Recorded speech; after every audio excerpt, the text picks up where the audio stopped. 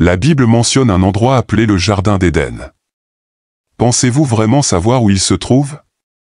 En effet, depuis des millénaires, les gens sont curieux de connaître l'emplacement du Jardin d'Éden. De nombreuses enquêtes archéologiques ont été menées pour établir un lien entre l'emplacement actuel du Jardin d'Éden et le récit que nous avons, mais elles n'ont fait qu'embrouiller davantage les pistes. Il y a aussi des rumeurs selon lesquelles certaines choses auraient changé, ce qui signifie que nous pourrions ne jamais trouver le jardin si nous continuons à chercher des indices qui ne sont plus là.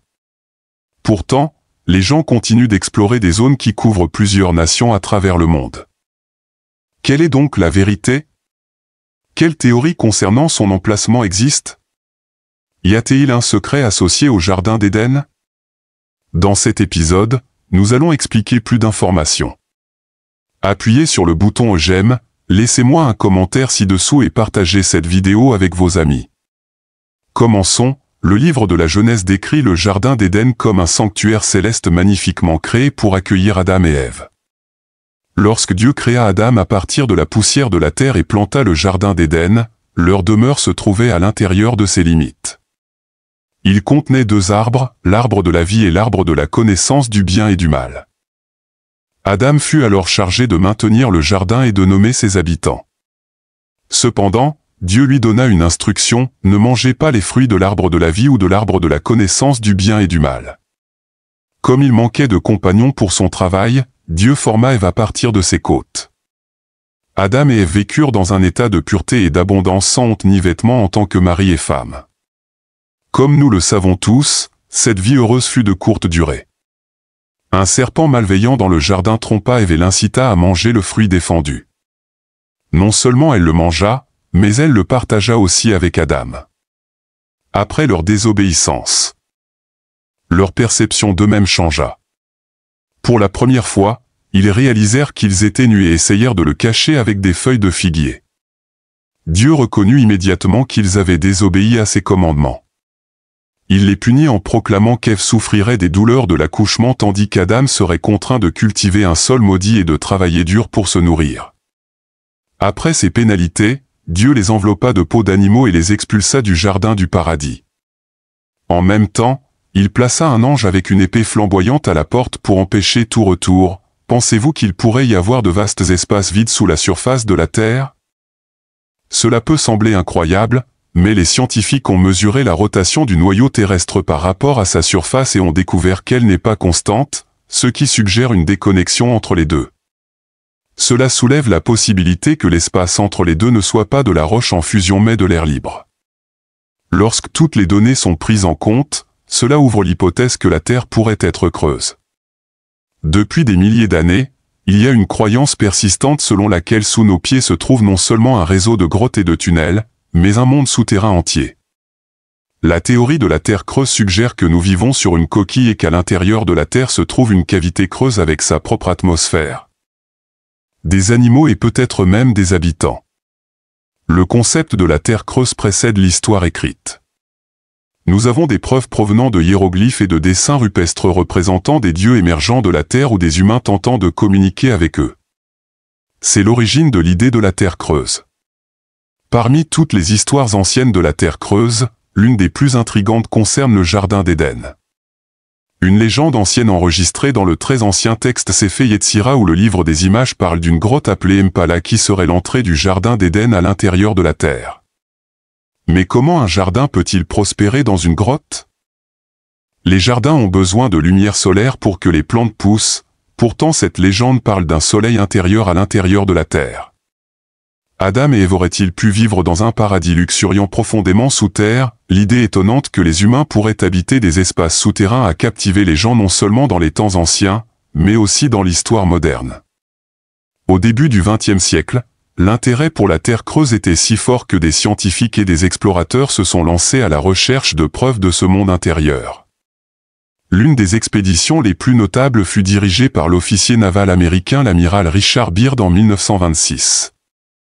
Byrd, un aviateur et explorateur renommé, affirma que lors d'un de ses vols au-dessus du pôle Nord, il avait rencontré un environnement vert luxuriant grouillant de vie. Cela l'a conduit à croire qu'il avait trouvé une entrée vers un monde parallèle à l'intérieur de la Terre.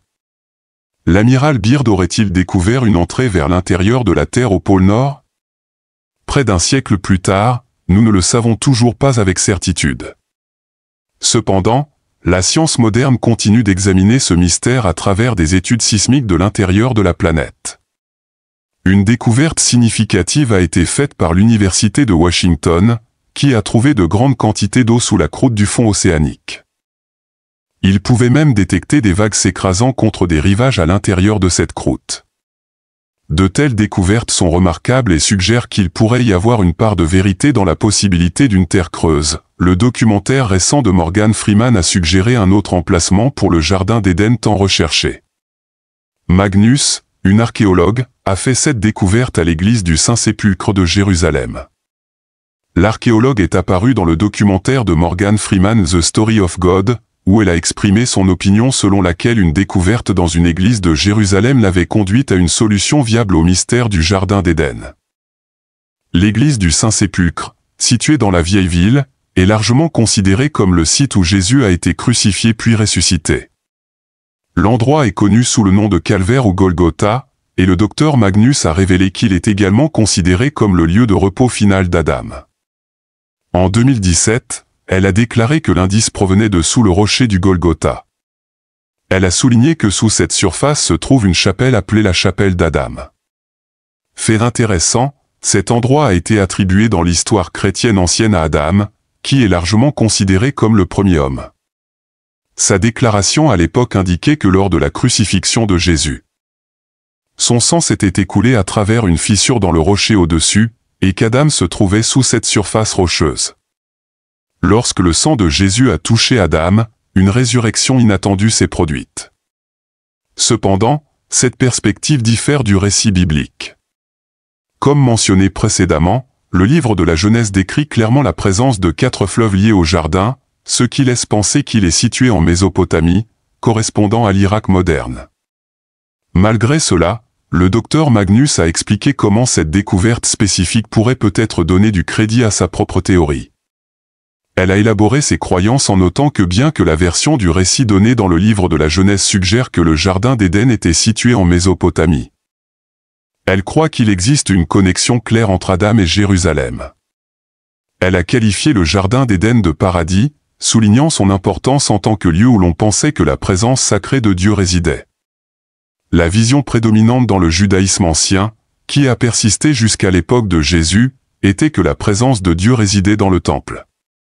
Ce point de vue a conduit à la connexion entre Jérusalem et Éden à l'époque. La plupart des commentaires bibliques disent que le site du jardin d'Éden se trouvait au Moyen-Orient, quelque part près des rivières actuelles du Tigre et de l'Euphrate. Cela est basé sur la description dans Genèse 2 versets 8 à 14. Le Seigneur Dieu planta un jardin en Éden, à l'est, et il y mit l'homme qu'il avait formé. Un fleuve sortait d'Éden pour arroser le jardin, et de là il se divisait en 4 bras. Le nom du premier est Pichon, le nom du deuxième fleuve est Gion. Même le grand théologien Jean Calvin a eu du mal à trouver l'emplacement exact du jardin d'Éden. Dans son commentaire sur la Genèse, il dit « Moïse a dit qu'un fleuve coule pour arroser le jardin, puis il se divise en 4 branches. Il est pleinement convenu que 2 de ces branches sont l'Euphrate et le Tigre, car personne ne conteste cela, mais il y a un grand débat sur les 2 autres. Beaucoup de gens croient que le Pichon et le Gion sont les fleuves Gange et Nil. L'erreur de ces hommes est cependant grandement réfutée par la distance et la position de ces fleuves. Ceux qui ne veulent pas traverser le Danube, comme si l'habitat s'étendait vraiment des confins de l'Asie aux extrémités de l'Europe. Mais comme il y a beaucoup d'autres fleuves célèbres traversant la région dont nous parlons, il est plus probable du point de vue de ceux qui croient que 2 de ces fleuves étaient indiqués malgré que leur nom soit désormais obsolète. Cependant, la difficulté n'a pas encore été résolue car Moïse a divisé le fleuve coulant dans le jardin en 4 branches, alors qu'il semble que les sources des fleuves Euphrate et Tigre soient très éloignées. Calvin a réalisé que la description dans Genèse 2 concernant la localisation du jardin d'Éden ne correspondait pas à ce qui était observé des fleuves Tigre et Euphrate actuels. La parole de Dieu indique clairement que le jardin d'Éden est situé là où 4 fleuves coulent de la même source. Peu importe combien on essaie de placer cette position au Moyen-Orient actuel, cela ne peut être fait. Face à cette difficulté, certains s'en sortent en disant que la surface de la Terre a pu être modifiée par le déluge. C'est une question importante qui doit être prise en compte. Le déluge mondial catastrophique du temps de Noé peut avoir détruit la surface de la Terre, si la plupart des couches sédimentaires à la surface de la Terre résultaient de ce cataclysme global, comme le croient les créationnistes, alors nous ne saurions pas où se trouvait initialement le Jardin d'Éden. La surface de la Terre a complètement changé à cause du déluge. De plus, sous la zone où se trouvent actuellement les fleuves Tigre et Euphrate, il y a des centaines de pieds de strates sédimentaires, dont une partie significative est fossilifère. Ces strates contenant des fossiles doivent avoir été formées à l'époque du déluge. Par conséquent, personne ne peut raisonnablement suggérer que la zone où se trouvent aujourd'hui les fleuves Tigre et Euphrate était l'emplacement du Jardin d'Éden, puisque cette zone repose sur des strates de déluge contenant des milliards d'organismes morts. Il existe de nombreux mystères entourant le Jardin d'Éden, tels que des créatures étranges qui seraient apparues à l'époque d'Adam et Ève. L'histoire tourne autour d'un fermier qui est tombé sur un pot scellé contenant 13 livres en papyrus reliés en cuir. Ces textes, maintenant connus sous le nom de manuscrits de Nag Hammadi, ont été rédigés par les premiers chrétiens connus sous le nom de gnostiques au cours des premiers siècles après Jésus-Christ. Dans ces écrits énigmatiques se trouvent les évangiles de Thomas et de Philippe, ainsi que d'autres évangiles secrets précédemment inconnus, mêlés à des traités religieux, des poèmes, des instructions de pratiques mystiques et des récits cosmologiques d'origine. Ils illuminent les thèmes religieux anciens, les textes bibliques et l'histoire, mais ils parlent aussi d'une race critique connue sous le nom d'Archons. La nature des Archons reste insaisissable.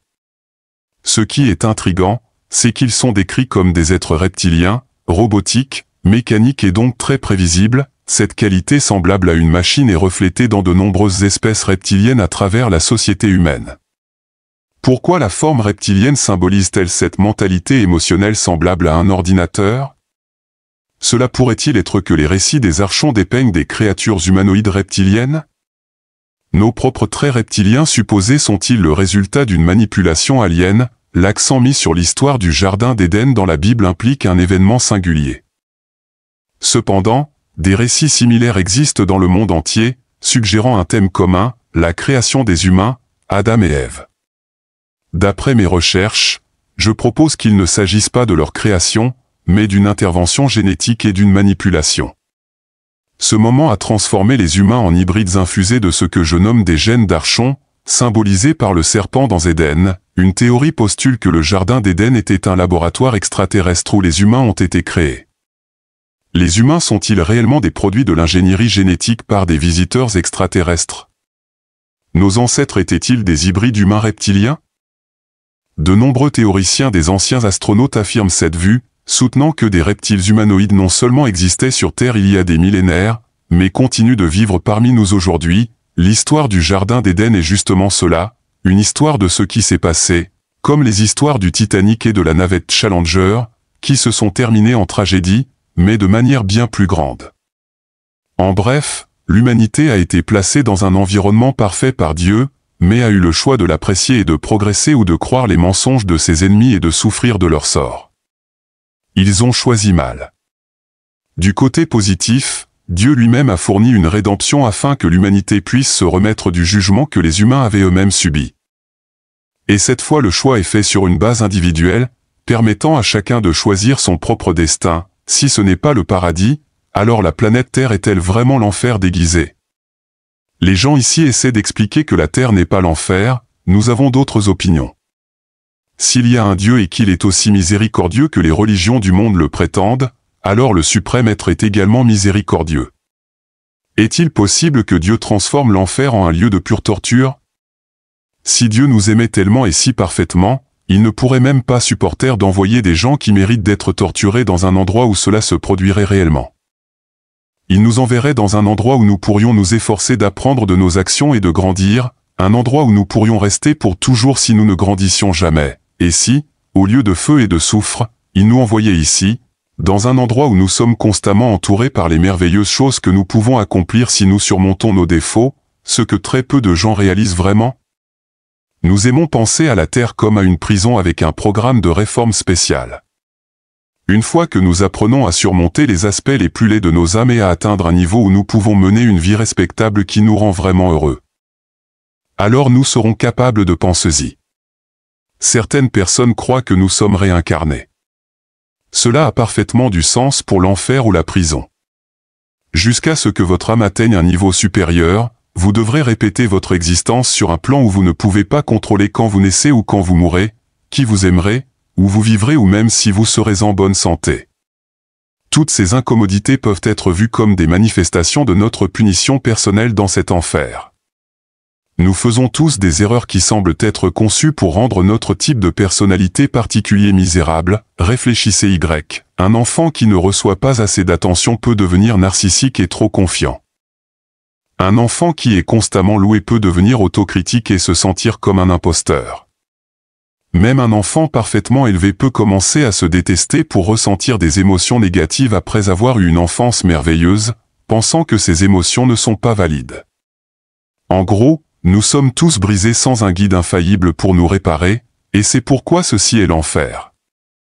C'est pourquoi il est si difficile d'être l'une des rares personnes qui changent vraiment le monde pour le mieux à l'échelle mondiale. Quel meilleur moyen de nous punir que de nous envoyer sur une planète où nous avons peu ou pas de contrôle sur quoi que ce soit, puis de nous dire que nous contrôlons tout dans nos vies? C'est essentiellement conçu pour nous faire nous sentir mal dans notre peau. Il y a cette notion sur cette planète que personne d'autre que nous-mêmes n'est à blâmer pour notre propre souffrance, alors nous finissons par nous punir nous-mêmes et nous punir les uns les autres. Cela semble être la version la plus élaborée de l'enfer qu'un Dieu vraiment puissant pourrait créer. Un vrai maître n'a même pas besoin de s'impliquer parce que nous faisons tout le travail pour lui. Cela ne fait qu'empirer avec le temps, avec les médias sociaux et la capacité de supposer que tout le monde a plus de contrôle sur sa vie que nous. Cela ne fait que renforcer l'idée que nous sommes incompétents et entrave notre volonté de continuer à essayer de nous améliorer. Car beaucoup d'entre nous ont l'impression de ne jamais être aussi bons que tout le monde en ligne. Au lieu de nous concentrer sur notre propre croissance, nous nous concentrons sur le fait de devenir comme ceux que nous percevons comme étant meilleurs que nous, et par conséquent, rien de vraiment nouveau n'en sort. Cette terre a été l'enfer pour nous pendant longtemps. L'idée que c'était clairement de la torture et du feu infernal est en fait un peu insultante pour la complexité de tout créateur qui pourrait exister. En fait, cette planète était autrefois très chaude et pleine de lave et de feu. Peut-être a-t-elle commencé comme l'enfer traditionnel que nous lisons dans les livres. Mais a évolué avec le temps comme tout le reste dans ce monde. Honnêtement, je me fiche de savoir si c'est l'enfer, alors clairement j'appartiens ici pour une raison et je suis ici pour apprendre. La bonne nouvelle, c'est que la seule voie à suivre à partir d'ici est vers le haut. Les gens ici essaient d'expliquer que la Terre n'est pas l'enfer. Nous avons d'autres opinions. S'il y a un Dieu et qu'il est aussi miséricordieux et clément que le prétendent les religions du monde, alors l'être suprême est-il capable de transformer l'enfer en un lieu de pure torture? Si Dieu nous aimait tellement et si parfaitement, il ne pourrait même pas supporter d'envoyer des gens qui méritent d'être torturés dans un endroit où cela se produirait réellement. Il nous enverrait dans un endroit où nous pouvons nous efforcer d'apprendre de nos actions et de grandir, un endroit où nous pourrions rester éternellement si nous ne grandissons jamais. Et si, au lieu de feu et de soufre, il nous envoyait ici, dans un endroit où nous sommes constamment entourés des choses merveilleuses que nous pouvons accomplir si nous surmontons nos défauts, ce que très peu de personnes réussissent réellement, nous aimons penser à la Terre comme une prison avec un programme de réforme spécial. Une fois que nous apprenons à surmonter les aspects les plus laids de nos âmes et à atteindre un niveau où nous pouvons mener une vie respectable qui nous rend vraiment heureux, alors nous pourrons passer à l'étape suivante. Pensée Y, certaines personnes croient que nous sommes réincarnés. Cela a parfaitement du sens pour l'enfer ou la prison. Jusqu'à ce que votre âme atteigne un niveau supérieur. Vous devrez répéter votre existence sur un plan où vous ne pouvez pas contrôler quand vous naissez ou quand vous mourrez, qui vous aimerez, où vous vivrez ou même si vous serez en bonne santé. Toutes ces incommodités peuvent être vues comme des manifestations de notre punition personnelle dans cet enfer. Nous faisons tous des erreurs qui semblent être conçues pour rendre notre type de personnalité particulier misérable. Réfléchissez Y, un enfant qui ne reçoit pas assez d'attention peut devenir narcissique et trop confiant. Un enfant qui est constamment loué peut devenir autocritique et se sentir comme un imposteur. Même un enfant parfaitement élevé peut commencer à se détester pour ressentir des émotions négatives après avoir eu une enfance merveilleuse, pensant que ces émotions ne sont pas valides. En gros, nous sommes tous brisés sans un guide infaillible pour nous réparer, et c'est pourquoi ceci est l'enfer. C'est pourquoi il est si difficile d'être l'une des rares personnes qui changent vraiment le monde pour le mieux à l'échelle mondiale. Quel meilleur moyen de nous punir que de nous envoyer sur une planète où nous avons peu ou pas de contrôle sur quoi que ce soit, puis de nous dire que nous contrôlons tout dans nos vies? C'est essentiellement conçu pour nous faire nous sentir mal dans notre peau. Il y a cette notion sur cette planète que personne d'autre que nous-mêmes n'est à blâmer pour notre propre souffrance. Alors nous finissons par nous punir nous-mêmes et nous punir les uns les autres. Cela semble être la version la plus élaborée de l'enfer qu'un Dieu vraiment puissant pourrait créer. Un vrai maître n'a même pas besoin de s'impliquer parce que nous faisons tout le travail pour lui. Cela ne fait qu'empirer avec le temps, avec les médias sociaux et la capacité de supposer que tout le monde a plus de contrôle sur sa vie que nous. Cela ne fait que renforcer l'idée que nous sommes incompétents et entrave notre volonté de continuer à essayer de nous améliorer, car beaucoup d'entre nous ont l'impression de ne jamais être aussi bons que tout le monde en ligne. Au lieu de nous concentrer sur notre propre croissance, nous nous concentrons sur le fait de devenir comme ceux que nous percevons comme étant meilleurs que nous, et par conséquent, rien de vraiment nouveau n'en sort. Cette terre a été l'enfer pour nous pendant longtemps. L'idée que c'était clairement de la torture et du feu infernal est en fait un peu insultante pour la complexité de tout créateur qui pourrait exister. En fait, cette planète était autrefois très chaude et pleine de lave et de feu. Peut-être a-t-elle commencé comme l'enfer traditionnel que nous lisons dans les livres, mais a évolué avec le temps comme tout le reste dans ce monde. Honnêtement, je me fiche de savoir si c'est l'enfer, alors clairement j'appartiens ici pour une raison et je suis ici pour apprendre. La bonne nouvelle, c'est que la seule voie à suivre à partir d'ici est vers le haut. Mort dans nos péchés, ennemi de Dieu sous la colère de Dieu et totalement incapable de faire quoi que ce soit à ce sujet, vous pouvez également vous rappeler cependant que Dieu, d'autre part, est capable de faire quelque chose à ce sujet. Encore une fois, le point principal de ce sermon est de décrire ce que Dieu a fait et fera certainement à ce sujet, comment il a travaillé, travaille et continuera de travailler pour notre salut. Prions pour que Dieu nous accorde compréhension, salut et adoration, il nous a sauvés. Comme je l'ai mentionné dans l'introduction, nous allons examiner l'éventail de l'œuvre de Dieu en notre faveur pour nous amener de la mort dans le péché à la communion éternelle avec Dieu. Nous avons examiné cela il y a quelques années lorsque nous étions dans une étude de la première épître de Jean. Par conséquent, ce matin, nous allons passer très rapidement à travers la nature de Dieu, le salut de Dieu, avant de terminer par un appel à regarder vers Dieu et non vers vous-même pour votre salut et le salut du monde. Encore une fois, Tite 3 verset 5 nous dit que bien que nous étions morts dans nos péchés, Dieu nous a sauvés. De notre point de vue, notre salut commence lorsque nous plaçons notre foi en Jésus-Christ. Ce n'est pas le cas du point de vue de Dieu, cependant. En fait, notre salut a commencé dans l'Esprit de Dieu avant même que le temps ne commence. Considérez à nouveau les aspects suivants de l'œuvre salvatrice de Dieu en notre faveur. Premier aspect, élection, le choix de Dieu des personnes à sauver avant la création de l'univers. Dieu a élu, choisi ou prédestiné un peuple pour lui-même, non basé sur quoi que ce soit en eux, mais basé sur sa volonté parfaite et souveraine. Nous voyons cela dans des passages comme Éphésiens 1 versets 4 à 6, même avant la création du monde, il nous avait choisis pour que nous soyons saints et irréprochables devant lui. En amour, il nous a prédestinés à l'adoption par Jésus-Christ, selon le bon plaisir de sa volonté, à la louange de sa grâce glorieuse. Qu'il nous a accordé dans le bien-aimé, le fait que Dieu nous ait sauvés, selon Tite 3 verset 5, signifie que nous irons au ciel lorsque nous mourrons, mais nous ne comprenons pas la gloire de notre salut si nous ne comprenons pas qu'il a commencé par le choix aimant de Dieu avant la fondation du monde, par Jésus-Christ, selon le but de sa volonté et à la louange de sa grâce glorieuse. Deuxième, entendre l'appel de l'Évangile, recevoir la bonne nouvelle de l'œuvre de Jésus en notre faveur. À un moment donné, les élus de Dieu entendront l'Évangile de Jésus-Christ, la bonne nouvelle que Dieu a envoyé son Fils unique pour payer les péchés, se réconcilier avec lui et accorder la vie éternelle à tous ceux qui croiraient en lui. Nous voyons cela dans des passages comme 2 Thessaloniciens 2 versets 13 à 14, mais nous devons toujours rendre grâce à Dieu pour vous, frères aimés du Seigneur, car Dieu vous a choisis comme prémisse pour être sauvés par la sanctification de l'Esprit et la foi en la vérité. C'est à cela qu'il vous a appelés par notre Évangile, afin que vous obteniez la gloire de notre Seigneur Jésus-Christ. sans entendre l'appel de l'Évangile, nous ne pouvons pas être sauvés par le choix souverain de Dieu. L'Évangile est le seul conduit par lequel la grâce salvatrice de Dieu nous parvient. Troisième, régénération, être né de nouveau, recevoir une nouvelle vie spirituelle. Comme vous et moi le savons, cependant, des millions de personnes ont entendu le message de l'Évangile et ne l'ont pas cru. La raison pour laquelle les gens ne croient pas est que, comme je l'ai mentionné plus tôt, nous naissons spirituellement confus, aveugles et morts. Les personnes confuses ne peuvent pas comprendre l'Évangile, les personnes aveugles ne peuvent pas voir l'Évangile et les personnes mortes ne peuvent rien faire avec l'Évangile. Avant qu'une personne confuse puisse croire en quoi que ce soit, elle doit recevoir de la compréhension. Avant qu'une personne aveugle puisse voir quoi que ce soit, elle doit recevoir de la vue, et avant qu'une personne morte puisse faire quoi que ce soit, elle doit être rendue vivante. Dieu fait tout cela en nous régénérant, en nous faisant naître de nouveau.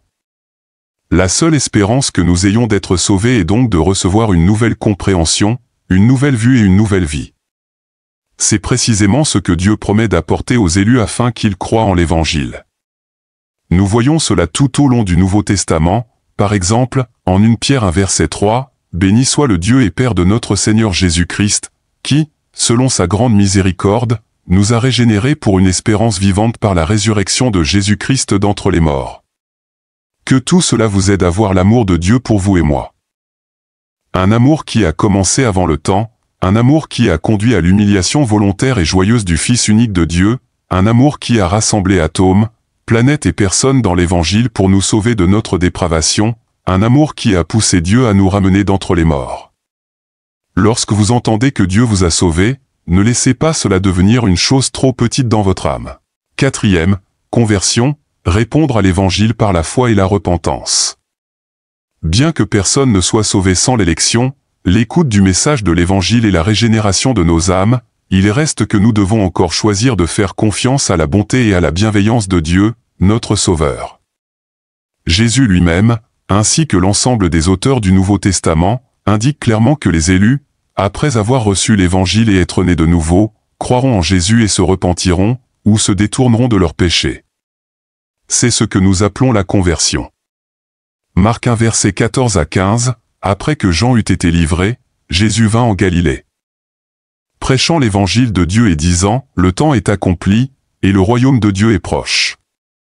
Repentez-vous et croyez à l'évangile. » Encore une fois, bien que notre expérience de l'œuvre salvatrice de Dieu commence à notre conversion, lorsque nous croyons pour la première fois à la bonne nouvelle que Jésus est notre Seigneur et Sauveur, l'œuvre salvatrice de Dieu ne commence pas là. Rendons grâce à Dieu que, même lorsque vous et moi étions encore insensés, désobéissants, égarés, esclaves de diverses passions et plaisirs, passant nos jours dans la malice et l'envie, détestés par les autres et nous haïssant les uns les autres, même longtemps avant cela, il travaillait à nous sauver. Ne laissez pas la bonne nouvelle du salut de Dieu devenir une chose trop petite dans votre âme. Cinquième, justification, position légale juste. Immédiatement après notre conversion, deux aspects supplémentaires de notre salut se produisent simultanément.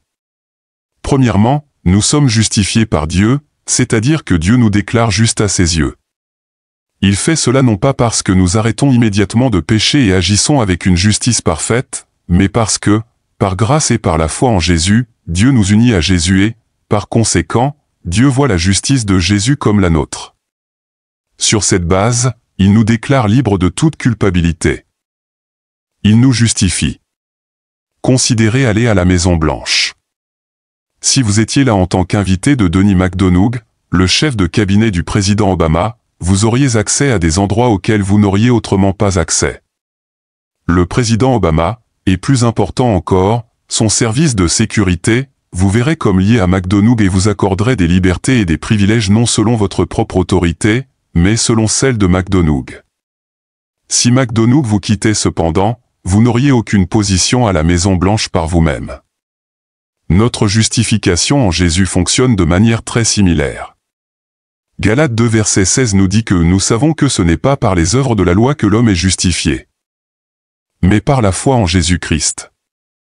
C'est pourquoi nous aussi, nous avons cru en Jésus-Christ afin d'être justifiés par la foi en Christ et non par les œuvres de la loi, parce que nul ne sera justifié par les œuvres de la loi. la doctrine de la justification, qui est une partie du travail de salut de Dieu dans nos vies, enseigne que grâce à la vie parfaite et sans péché de Jésus, notre dette est non seulement entièrement payée et notre dossier complètement effacé, mais que Dieu nous voit aussi comme justes.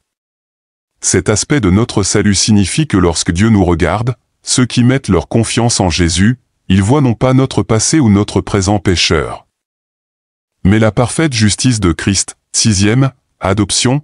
La deuxième chose qui se produit immédiatement à la conversion est que nous sommes adoptés par Dieu. Il nous introduit dans sa famille et nous devenons ses enfants, comme le dit la chanson, mais à tous ceux qui l'ont reçu, à ceux qui croient en son nom, elle a donné le pouvoir de devenir enfants de Dieu. Jean 1 verset 12, il a donné le droit de devenir enfants de Dieu avant notre conversion, nos péchés nous rendaient ennemis hostiles de Dieu, mais en Christ, Dieu nous fait ses enfants bien-aimés. En tant que chrétiens, nous sommes introduits dans la famille de Dieu avec tous les privilèges et bénédictions que l'on pourrait imaginer pour les fils et filles d'un roi. Encore une fois, voilà ce que signifie être sauvé, et pourtant, il y a encore plus. 7e, sanctification, Dieu nous accorde la croissance dans la vie chrétienne. Le prochain aspect du salut de Dieu est la sanctification. La sanctification est le processus par lequel nous collaborons avec Dieu pour croître dans notre sainteté ou notre ressemblance à Jésus-Christ. Éphésiens 5 versets 25 à 27 nous dit, « Christ a aimé l'Église, et il s'est donné lui-même pour elle, afin de la sanctifier par la parole, après l'avoir purifiée par le baptême d'eau, pour faire paraître devant lui cette Église glorieuse, sans tache, ni ride, ni rien de semblable, mais sainte et irréprochable. » Le salut de Dieu inclut le processus de changer nos désirs et nos appétits du péché à la droiture, le processus de nous rendre plus semblables à Jésus. Encore une fois, dans la Bible, ce processus est appelé sanctification. Notre sanctification commence à notre conversion et se termine finalement pour nos âmes à la mort et pour nos corps à la glorification. En marchant avec Christ, nous grandirons pour devenir plus semblables à Christ. Dieu travaille et nous luttons pour tuer le péché qui nous a confus, aveuglés et tués envers les choses de Dieu, et pour marcher dans la droiture qui vient de la compréhension, de la vue et de la vie. Être sauvé par Dieu signifie être justifié sur la base de la justice de Jésus. Mais cela signifie aussi que Dieu travaillera certainement graduellement pour accomplir la justice réelle en nous aussi. 8e, persévérance, Dieu nous gardant fidèles à lui-même tout au long de la vie. Un autre aspect clé de la nature du salut de Dieu est que Dieu, qui élit, appelle, régénère, convertit, justifie, adopte et sanctifie également maintient son peuple en Christ. C'est-à-dire que Dieu, dans le cadre de son don du salut, nous garde sauvés. Philippiens 1 verset 6 dit, « Je suis persuadé que celui qui a commencé en vous cette bonne œuvre la rendra parfaite pour le jour de Jésus-Christ. » Romains 8 verset 29 à 30 explique également, « Ceux qu'il a connus d'avance, il les a aussi destinés à devenir conformes à l'image de son Fils, afin que son Fils soit le premier-né entre plusieurs frères, et ceux qu'il a destinés, il les a aussi appelés, et ceux qu'il a appelés, il les a aussi justifiés, et ceux qu'il a justifiés, il les a aussi glorifiés. » La bonne nouvelle de l'évangile du salut de Dieu est que tous ceux qui croient véritablement en Jésus-Christ seront sauvés. Quelle nouvelle glorieuse! Être sauvé signifie être sauvé de manière sûre et certaine. Ne laissez pas la bonne nouvelle du salut de Dieu devenir une chose trop petite dans votre âme. 9e, la mort, nos corps se décomposent et nos âmes vont être avec le Seigneur. Croyez-le ou non, la mort aussi fait partie du salut de Dieu pour son peuple. 1 Corinthiens 15 versets 54 à 57 proclame, « Lorsque ce corps corruptible aura revêtu l'incorruptibilité et que ce corps mortel aura revêtu l'immortalité, alors s'accomplira la parole qui est écrite, la mort a été engloutie dans la victoire. Où est, ô mort, ta victoire? Où est, ô mort, ton aiguillon? L'aiguillon de la mort, c'est le péché, et la puissance du péché, c'est la loi, mais grâce soit rendue à Dieu, qui nous donne la victoire par notre Seigneur Jésus-Christ. » Merci de regarder et restez à l'écoute pour la prochaine vidéo.